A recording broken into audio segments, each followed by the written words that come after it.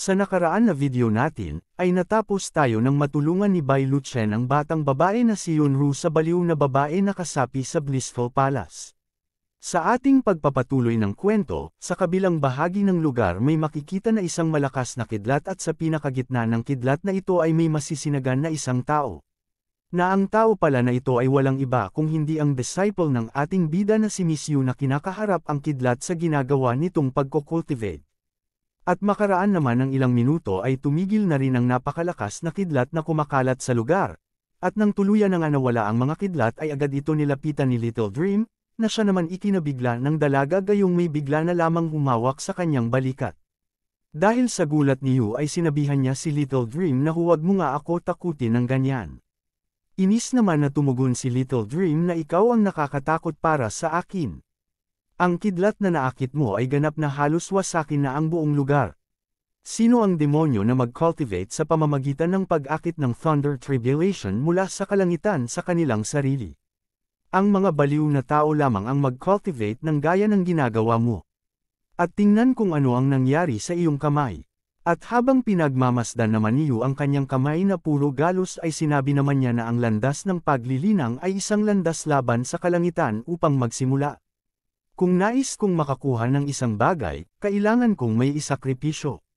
At dapat akong mabilis na makahabol sa aking master. Sa mga nasabi na yun ni Yu ay hindi lubos may isip ni Little Dream na isa sa hangarin ni Yu ay para abutin ang lakas ng kanyang master. At sambit pa ni Little Dream sa kanyang isip na ang taong iyon ay hindi isang tao. Siya ay isang halimaw na sumisilip sa lahat ng loika. Itong si Miss Yu naman ay mababakas sa mukha na nahihiya na ipahayag kung bakit niya nais na maabot ang lakas ni Bai Luchen. At bukod dito ay hindi na rin niya natapos ang kanyang mga sasabihin dahil may isang nagsalita na inihahayag na sino ang mag-iisip na matatagpuan ko kayo sa lugar na ito, bago ma-unseal ang ninuno ng demonyo. Gayong ito pala ang mga taga Blissful Palace ang kupunan ng baliw na si Kang Mingxiu. At bago makalapit sa dalawa ay inihayag ni Kang Mingxiu na maging mabuti at sumama kayo sa akin, o kung hindi, ipararanas ko sa iyo ang magdusa. Gayunpaman, nang tumugon si Little Dream ay inilabas niya ang kanyang pagka-Demon Empress at sabay na inihayag na napakalakas naman ng loob mo na magbanta sa mga tao dito kahit na isa ka lamang naman basura. Bagamat batid na ni Kang Mingxiu na isang Demon Empress si Little Dream ngunit hindi naman ito natinag, bagkus mayabang pa niya na sinabi na ang babae na ito ay itinatago lamang ang lakas kasama sa aking mga plano. At ngayon, saksihan ang tunay na lakas. Matapos na sabihin niyo ni Kang Mingxiu ay may naramdaman si Little Dream sa kalangitan at bahagya niyang ikinabahala. At nang tuluyan na nga na bumagsak ang artifact ay nagdulot ito ng malakas na impact sa lugar. Na bagaman hindi gaano naapektuhan si Little Dream ngunit si Miss Yu ay makikita na hindi kinaya ang malakas na impact. At mas nabagabag pa si Little Dream nang maramdaman niya ang demonic power na inilalabas ng artifact na bumagsak. Habang nakaupo naman si Miss Yu dulot ng artifact ay tinawag niya si Little Dream gayong natigilan ito sa kanyang kinatatayuan. Magsasalita pa sana si Little Dream pero, ang nabanggit na lamang niya ang pangalan ng kanyang alaga dahil sa may masisinagan na sasapak sa kanya. Sa ilang sandali nga lang ay may naganap na malakas na pagsabog sa lugar, at sa sobrang lakas ng tumama sa bundok ay halos yumanig rin ito. Nawala ngang iba ang tumapon ng malayo. Kung hindi si Little Dream at nagtamo pa ng matinding pinsala. At gayong walang hirap siya na napinsala ay nabanggit niya na ang artifact na iyon ay isang bagay na hindi ko kayang labanan. Dahil dito, ay napagdesisyonan na niyang tawagin ang tinatawag niyang halimaw na si Bai Luchen. Sa kabilang banda makikita na tumayo na si Miss Yu na nasa malapit sa kagamitan ng demon, na mapapansin naman sa kanyang harapan ang umaapaw na aura. Sa ilang sandali ay nagulantang ang dalaga gayong naramdaman na rin niya ang demonic power na nasa kanyang harap ay nagtataglay ng labis na lakas. At sa panig ni Kang Mingxiu, matapos lumabas ang sinasabi niyang ipinatawag na demon, ay lahat sila magalang na bumigkas nang binabati namin ang ancestor na si Little Six.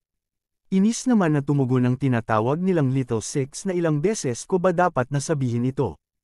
At mahigpit na iginigiit ng batang rabbit na ang dapat na itawag sa kanya ay Elder Six.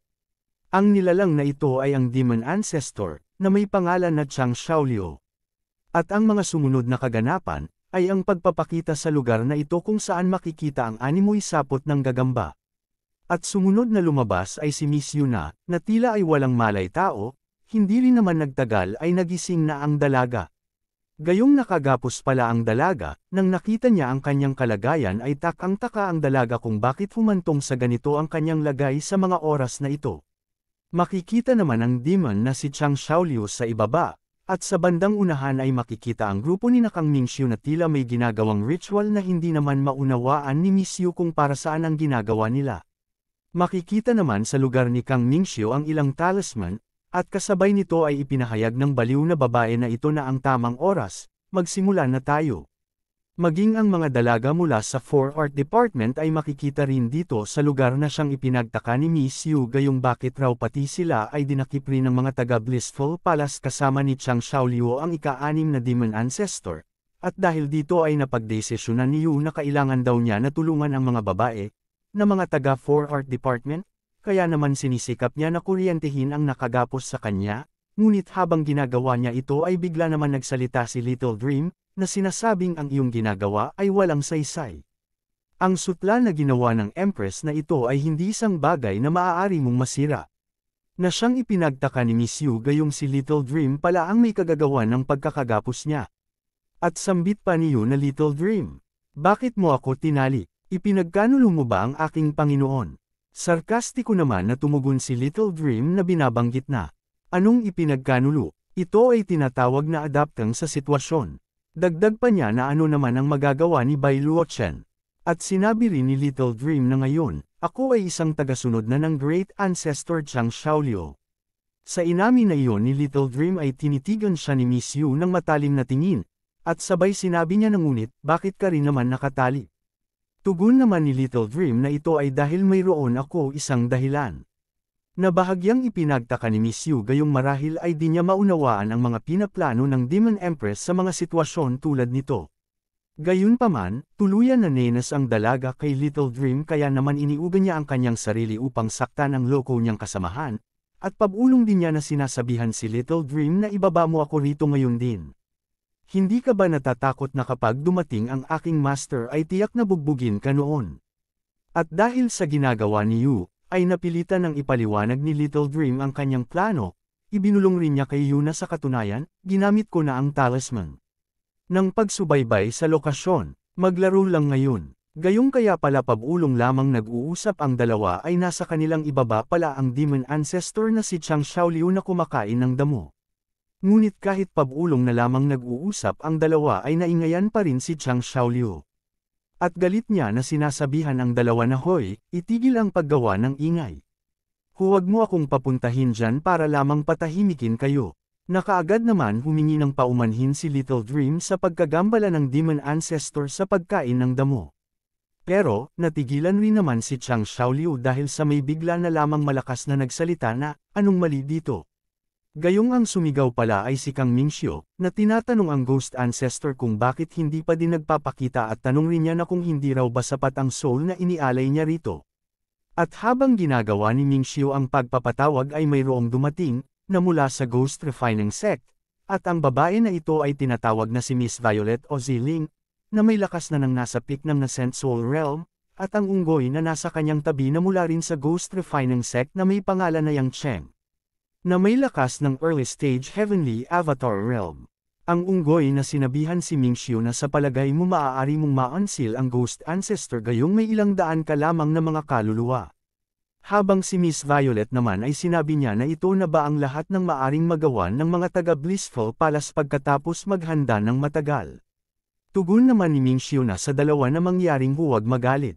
Mayroon pa kaming isang bungkos ng soul dito, at sabay niya itinuro ang isang lugar. At pagkatapos, iniutos niya sa 3 lalaki na kunin ang mga disciple na mula sa Clear Sky Academy, na agad rin sinang-ayunan ng kanyang sinabihan. At habang papalapit sa mga babae ang mga palko ay mababakas sa mga dalaga ang takot bukod pa ay tumatawa ang 3 ng tawang demonyo. Maging si Miss Yu ay nag-alala na rin gayong sinasabihan niya si Little Dream na malapit na silang saktan ang mga senior sister, at sinabihan rin niya si Little Dream na pakawalan mo ako ngayon. Bagamat mababakas sa pagmumukha ni Little Dream ang pag-aalala, gayunpaman, sinabihan niya si Miss Yu na hindi na kailangang magmadali, mas mainam na mag-obserba muna sa ngayon. Matapos magsalita ng Demon Empress ay laking gulat naman ng mga babae na mula sa 4 Art Department gayong may malakas na kidlat na dumaan sa malapit sa kanyang mukha. At kasunod ay nang tumama ang kidlat sa ibaba ay maririnig naman na may sumigaw. At hindi rin nagtagal ay ipinakita ang tatlong palko na dapat ay kukuha sa tatlong babae ngunit ngayon ay makikita naman ang tatlo na mga nakabulagta na sa lupa. Na siyang ipinagtaka ni Mingxiu gayong biglaan na lamang may umatake sa tatlo niyang inutusan. Si Little Dream naman sa mga oras na ito ay maririnig na umaawit sa paraan ng pagsipol, ngunit sa kutob ni Mingxiu ay marahil siya ang may gawa ng surprise attack gayong binibigkas niya sa kanyang isip na ito ay dapat trick ng Demon Empress na ito. At gayong di naman niya kaya si Little Dream ay humingi na ito ng tulong sa Little Six Ancestor. At sa kanyang paghingi ng tulong ay binigkas naman ni Chang Xiaoliu na, bakit dapat ako? Sambit pa niya na tinulungan na kita na mapabagsak ang Demon Empress, di ba? Ang pakikitungo ko sa iyo ay iyon o bawat tangkay ng Guiji na ibinibigay mo sa akin, natulungan lang kita minsan, tila pinaplano mo na samantalahin ako. Halos naman magsumamo si Mingxiu na tulungan siya ni Chang Xiaoliu. At gayong ang itinawag niya dito ay Little Six Ancestor, ay muli itinaman ni Chang Xiaoliu na ang itawag daw sa kanya ay Elder Six. Labis naman ang pangamba ni Mingxiu gayong sa katunayan ng Blissful Palace ay may tatlong tangkay lamang na Mongguiji, at dinala lamang nila ay ang dalawa nito. At sambit pa niya sa kanyang isip na bukod dito, ang paggamit ng pangalawang tangkay dito ay magiging isang pag-aaksaya lamang. At habang gulong-gulo ang isip ni Mingxiu, ay nagtanong na si Yang Cheng na Elder Kang, bakit tila ikaw ay nababalisa? Nabahagyang ikinabigla ni Mingxiu sa biglaan na pagsasalita ni Yang Cheng. At pagkatapos, ay may nagsagawa ng soul ripping technique at inihayag rin ni Yang Cheng na bueno, dapat itong maging maayos. Pagkatapos ng lahat, ang mga tao mula sa iyong palasyo ay mayroon ding mga kaluluwa. Na ikinabahala ni Mingxiu gayong pati sila ay nais rin gawing alay para lamang may patawag ang Ghost Ancestor. At inilabas na rin niya ang kanyang teknik at sabay niya sinabi na ano sa tingin mo ang ginagawa mo. Sa pagkakataon na ito ay nagsalita na si Miss Violet sinabihan niya si Kang Mingxiu na, Miss Kang, mas mahusay na ilayo mo ang iyong sarili. Huwag kalimutan kung sino ang sumusuporta sa inyong Blissful Palace. Sa mga ilang sandali naman, ay pinatahimik ni Yang Cheng ang lahat gayong sinasabi niya na ang ancestor ay paparating na. At nang nasunog na nga ang mga talisman at ang pagkaputol ng kadena, kasunod naman ito mula sa napakaraming skull ay may lumabas na malakas na aura. At nang may lumabas na isang kamay, ay sabay may nagsalita na, ito ay 1,000 taon mula nang nakita kita, Cloud Wilderness. At inihayag na ng mga taga-Ghost Refining Sect na ang kanilang Lord sa wakas ay nakabalik na. At habang pinagmamasdan ni Yu kung ano at sino ba ang lalabas sa lugar na kanilang kinaroroonan, ay labis itong nabalisa, at gulat na gulat ang dalaga na sinabi na ano ito. Huwag sabihin sa akin ang ninuno ng multo na nais mong palayain ay ang parehong nilalang na nagpahirap sa Cloud Wilderness sa loob ng maraming siglo. At ipinakita na nga ang nakakatakot na wangis na Ghost Ancestor. At kilala rin ito sa tawag na, The Earth Immortal Ghost Ancestor. Habang nakatulala si Mingxiu, ang dalawa naman na taga-Ghost Refining Sect ay magalang na tinanggap ang pagbabalik ng kanilang Lord. Sambit naman ng Ghost ay tila mayroon pa ring isang mataas na kalidad na kaluluwa dito. At itinuro niya ang kanyang daliri sa isang direksyon sabay bigkas ng akin ka na ngayon. Gayong ang point area pala nito ay si Kang Mingxiu na dahan-dahan nang kinukuha ang kanyang kaluluwa. Si Mingxiu naman ay agaran na humingi ng tulong sa Demon Ancestor na si Xiaoliu gayong base sa kanyang cultivation level ay hindi niya kakayanin kahit ang tumakas man lang. At sa kanya naman paghiling ng tulong, hindi naman siya nabigo gayong agaran umaksyon si Xiaoliu para iligtas ang nagbigay sa kanya ng damo. At dahil naman sa ang tinawag muli sa kanya ni Mingxiu ay Little Six Ancestor, galit na inihayag ni Xiaoliu na ilang beses ko ba dapat sabihin sa iyo na, Elder Six ang itawag mo sa akin. At gayong nakawala na si Mingxiu sa Ghost Ancestor ay mabilis niya na isinaktibo ang Bliss Talisman upang bumuo ng portal para matakasan na ang kalaban na hindi nila dapat kalabanan gayong napakalakas nito. Kaya naman nang bumagsak si Mingxiu sa lupa ay sakto na naaktibo na ang portal kaya't matagumpay siyang nakaalis sa lugar. At habang papaalis na sana si Chang Xiaoliu, nakita naman niya si Little Dream na pilit na kinakawayan si Miss Yu na sinasabihan na aalis na sila. Ngunit biglaan na lamang na may walang hirap na kumuha sa dalaga, gayong ito pala ang demon ancestor na si Xiaoliu, kaya sinabihan ni Little Dream ang Little Six ancestor na, "Hoy! Hindi mo ba sinabi na tulungan mo lamang silang gawin ang isang bagay? Bakit mo siya kinukuha?" Gayunpaman, hindi na nagbigay pa ng paliwanag si Xiaoliu, bagkus mabilis ito na pumunta sa portal bago pa ito magsara. Habang papasok naman ang dalawa ay nagpupumiglas si Miss Yu, at sa ginagawa niyang ito ay pinatatahimik siya ni Xiaoliu at inihayag din niya na kung nais mong mabuhay, mas mainam na magpakabait ka at umalis dito kasama ko. At dahil sa itinuloy pa rin ni Xiaoliu ang pagkuha kay Miss Yu, ay nakiusap na lamang si Little Dream na isama na rin siya. Ngunit huli na ang lahat, gayong tuluyan na nagsarado ang portal na ginawa ni Mingxiu. At sa ginawa naman na pagtangay ni Xiaoliu sa dalaga ay napakomment ang Ghost Ancestor na tila mukha marami nang nagbago dito sa Cloud Wilderness sa libong taon na nakalipas, isang demon monster lamang ngunit ng ahas na mang-agaw ng isang tao sa harap ko.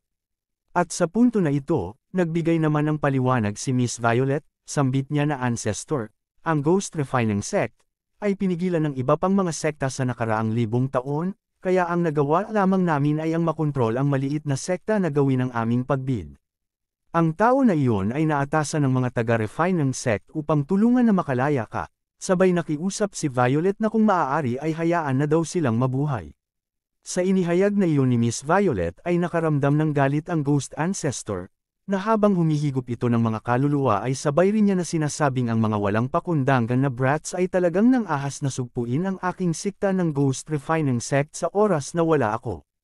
Dagdag pa niya, kapag nilamon ko ang kanilang mga kaluluwa at mabawi, ipapaalam ko sa mundo kung ano ang totoong takot. Gayunpaman, gumamit si Little Dream ng protection upang maprotektahan ang mga dalaga mula sa 4 Art Department Sect. Na bagamat naggawa pa ni Little Dream na protektahan ang mga ito, ngunit sa inihayag niya na hindi rin daw niya kakayanin ang ganito kung ito ay magtatagal pa, kaya laking pangamba ni Little Dream gayong bakit hanggang sa ngayon ay wala pa rin ang ating bida. Sa mga ilang sandali pa, ay may bumutas ng bundok na kanilang kinaroroonan. At pagkatapos, ay bumagsak sa kanilang harap ang palakol ni Bai Luchen at sabay rin niya ipinahayag na, napakadali naman na hanapin ka. At sambit pa ni Bai na alam ko na kayo ay lahat mga masasamang nilalang ang nagtatago dito sa lihim na kuweba. At mula nga sa pwesto ng Ghost Ancestor ay makikita mula rito ang ating bida na nakatindig sa itaas. Ang maltong ninuno ay nakaramdam ng kaba matapos niyang makita si Bai, at si Bai Lucha naman sinabihan niya ang Ghost Ancestor na, ano ang tinititigan mo? Hindi ka pa ba nakakita ng isang protagonist dati? At gayong nakatindig pa rin si Bai Luchen sa itaas ng lihim na kuweba, ay natanong na ni Miss Violet kung sino daw ba ang ating bida, at ang Ghost Ancestor naman ay tila gulong-gulo gayong pag-ulong niya na binabanggit na ang walang buhok na brat na ito ay malinaw na nasa accumulation realm lang. Kaya't, laking tanong niya sa kanyang isip na kung bakit hindi nakikita ng aking espiritual na pakiramdam ang isang kagaya lamang niya. Maya-maya pa ay bumaba na rin si Bai. At nang nasa loob na siya ng kuweba ay inihayag niya na ang mga hangal na mga taga Blissful Palace ay nagtitipon ng mga kaluluwa upang mabuhay ang isang lumang piraso ng nabubulok na kahoy na katulad mo. Sa panunuya na ginawa ni Bai ay inilabas ng Ghost Ancestor ang Soul Calling Banner, at sambit pa ng Ghost na kahit na isang langgam na tulad mo ay nang ahas na magsalita ng ganyan kayabang sa harap ko. Gamit ang banner at sa pamamagitan ng pagsasakripisyo ng kaluluwa na kung tawagin ay Call Nether Spring ay nakabuo ang Ghost Ancestor ng isang maitim na animoy igat. Gayunpaman, upang tapatan ang multo ay inilabas naman ni Bai Luchen ang kanyang Divine Talisman, at mula sa talisman niya ay gumamit ang ating bida ng Heaven Prestige, at sa punto na ito ay nakabuo siya ng isang Golden Dragon. At nang nabatid ng Ghost Ancestor ang teknik na ginagawa ni Bai ay napabilib ang multo. At gayong hindi niya inaasahan na makagagamit ang ating bida ng God-level talisman technique, gayong malinaw sa kanya na nasa accumulation realm pa lang si Bai Luchen. At dahil dito ay nais niya malaman ang pagkakakilanlan ng ating bida. Sa tanong na iyon ng Ghost Ancestor, ay binigkas ng ating bida na ako ang iyong ama. Na siyang ikinagalit ng ninuno ng mga multo dahil sa di man lamang natitinag sa kanya si Bai, bagkus ay sarkastiko pa ang mga tugon nito sa kanya. At tuluyan na niyang isinaaktibo ang Soul Insanity Poison Formation. Di naman lubos akalain ni Bai na magagawa absorb ng banner formation ang mga divine talisman niya. Gamit naman ang Dark Igat, sinambit ng Ghost Ancestor na, nasasakupan ka na ng aking domain ngayon. Tingnan natin kung paano mo ako patuloy na lalabanan. At dahan-dahan na nga na napapaligiran ang ating bida ng hangal na Ghost Ancestor. Bago pa naman tuluyan na balutin si Bai ng mga galamay ng Ghost Ancestor ay bumuo na siya ng kalasag. Hindi nga nagtagal ay tuluyan ng natabunan ang ating bida ng Soul Insanity Poison Formation. Gayunpaman, bagamat makikita parent si Bai na di man lamang napinsala, ngunit napansin niya na ang itim na tubig na ito na gawa sa mga kaluluwa ay maaaring mapawi ang kanyang mga talismans. At dahil sa patuloy pa rin ang palko na Ghost Ancestor sa panggigipit niya habang ang ating bida ay nasasakupan ng kanyang domain. Gumawa na si Bai ng kanyang galaw, inilabas naman niya ang Divine Talisman Zuanwu. Ang Zuanwu ay isang divine beast na may katawan ng isang pagong at isang buntot na may ulo ng ahas. Ngunit, nabigla naman si Bai Luchen gayong biglaan na umatake sa kanya ang kanyang kalaban gamit ang matatalim na Black Water. Magkagayunman, dahil sa tigas ng kanyang gininto ang katawan ay nagagawa pa din naman kayahin ng ating bida ang pag-atake sa kanya ng Ghost Ancestor kahit na ito ay nasa pinagyayabang niyang domain.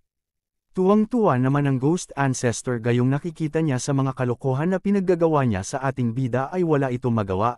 Sambit pa niya na hindi mahalaga kung gaano kalakas ang iyong mga talismans, hanggat nasa aking domain ka, wala ring silbi. Mananatili ka lang dito at mamatay kinalaunan.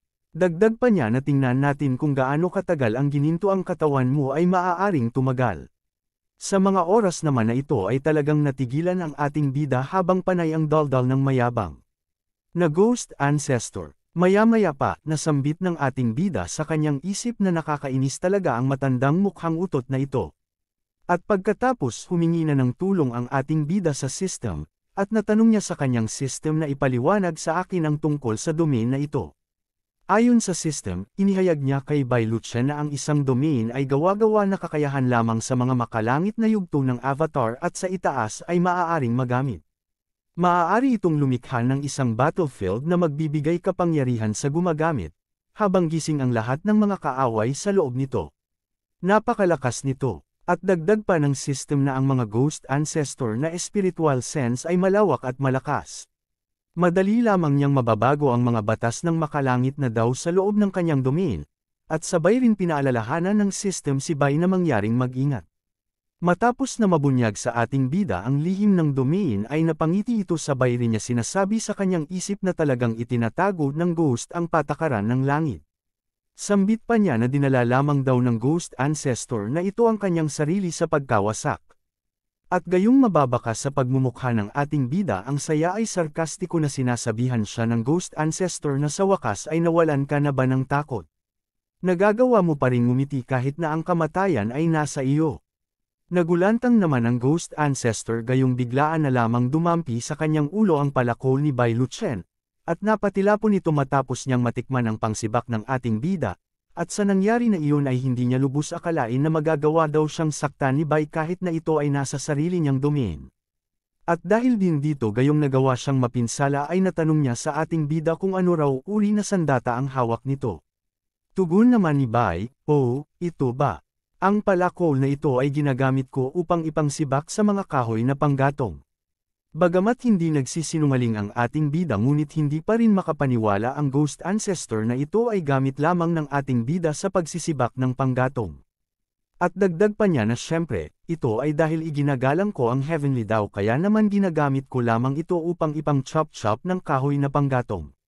At muli na naman inatake ng ating bida ang palko na Demon Ancestor at sa bilis ng pangyayari ay hindi niya napansin na nagtamo na siya ng malalang pinsala. Kasunod naman ay makikita na lumakad si Bai papalapit sa kinaroroonan ng Demon Ancestor, at pagkatapos ay muli niya itong inatake at sabay rin niya binanggit na at para sa akin, hindi ka naiiba sa isang piraso ng nabubulok na kahoy na panggato. Sa patuloy na pag-atake ng ating bida sa hangal na Ghost, ay mula naman rito sa labas makikita kung saan nakulong si Bai sa domain ng Ghost Ancestor ay makikita na nagkakaroon na ito ng mga crack.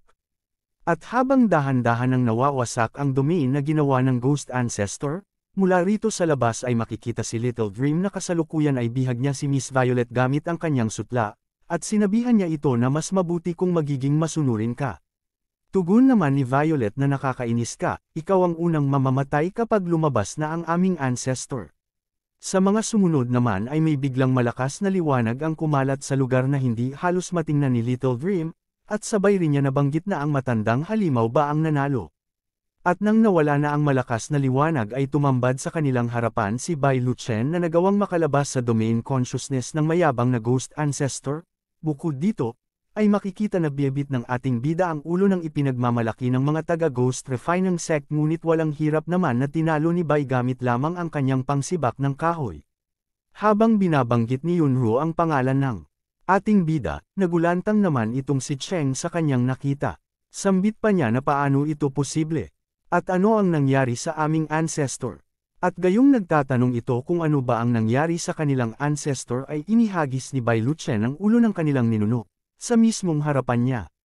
Ngunit hindi na ito nakapagbigay pa ng karagdagang komento gayong sumabog sa kanyang harapan ang ulo ng kanyang ancestor na siyang naging dahilan rin ng kanyang pagkapaslang. Na ikinatakot ni Miss Violet matapos niyang masaksihan ang sinapit ng isa sa kanyang galamay. At dahil naman sa nabaling ang tingin ni Bai Luchen kay Violet, agaran ito nakiusap na huwag daw siya paslangin ng ating bida gayong susunod raw siya sa anumang ipag-uutos sa kanya.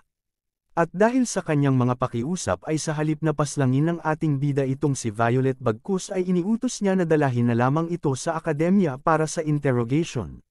Na mabilis naman ay sinang-ayunan ni Yunro, at sa mga oras naman na ito gayong hindi makita ng ating bida ang kanyang disciple ay natanong niya sa lahat na kung nasaan si Miss Yu. Na makikita naman si Little Dream na tila ay tatakas pa, gayon pa man ay agaran na hinawakan ni Bai ang dalawang antena ni Little Dream sabay niya sinabihan ng Demon Empress na huwag nang subukang tumakas. Gayon pa man, mariin na itinatanggi ni Little Dream na hindi niya alam kung nasaan si Yu sa mga oras na ito. Base sa kanyang nakita ay inihayag niya na isinama si Yu ng Demon Ancestor, sambit pa niya na ngunit nang kunin ang kanyang alaga ay wala siyang nagawa. Habang nasa oras ng pagtatanong si Bai kay Little Dream ay may sumabat sa kanilang usapan, na mula rin sa 4 Art Department na may pangalan na Tang Dudo, ngunit ang babae na ito ay isang bulag. Inihayag ni Tang Dudo sa ating bida na ako, ginamit ko ang aking mindfulness technique upang mag-obserba sa kanila kanina. Ang Demon Ancestor na iyon ay marahil ay dinala niya si Sister Yu sa Blissful Palace. Sa punto na ito matapos malaman ni Bai na marahil ang kanyang disciple ay nasa Blissful Palace ay tila alam na niya ang kanyang gagawin sa mga oras na ito. Sa kabilang banda naman, ang kaganapan ay nalipat mula rito sa kinaroroonan ni Miss Yu, sa underground ng Blissful Palace. Sa sandali na imulat ng dalaga ang kanyang mga mata ay tumambad sa kanyang harap ang isang kadena na may mga talisman na nakadikit. Na tila ay nakilala niya ang nilalang na nasa kanyang harapan base sa naging reaksyon ng pagmumukha nito. At binigkas ng nilalang na kasama niya sa ilalim ng Blissful Palace na matagal na tayo ay hindi nagkita. At bukod dito ay tinawag rin niya si Yu sa pangalan na Immortal Radiant Fairy. Sa punto na ito ay pinutol ko muna ang ating recap dahil sa ang susunod na mga eksena ay hindi na naman kaaya-aya sa mata. Sa susunod nating video, ay ang pagbabalik tanaw sa nakaraan ni Yunong ito ay isa pang immortal, na sa dati pa niyang buhay bago ito muling ma-reincarnate at sa kasalukuyan na ay pinili niyang gawing master ang ating bida na si Bai Luchen. Alamin natin kung ano ba ang naganap sa kanila noon at gayong humantong ang dalawa sa matinding paglalaban. Matapos naman maalala ni Yu ang kanyang mga nagawa sa dati niyang buhay ay hindi niya napigilan ang maiyak. Ang pagdating na ng ating bida sa Blissful Palace, para iligtas ang nag-iisa niyang alagad. Kung paano siya pakikitunguhan ng Lord sa Blissful Palace na si Yi Chenzo. At ang pagharap ni Bai sa isip bata na si Xiaoliu ang Demon Ancestor. Alamin natin kung paano ito pahihirapan ng ating bida sa pagpalo ni Bai Luchen.